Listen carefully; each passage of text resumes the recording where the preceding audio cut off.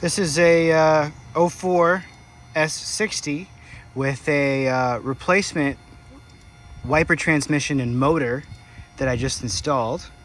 A bolt there and a bolt there, and the rest of it was taking trim pieces off. So I just wanted to test it to make sure that it would at least function. I didn't know if the motor was burnt out or not because I'm using salvage yard parts.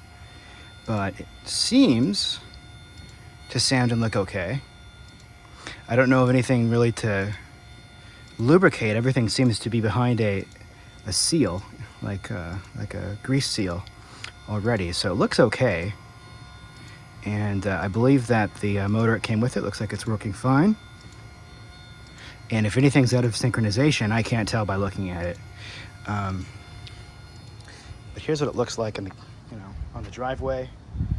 And here's the trim I pulled off. So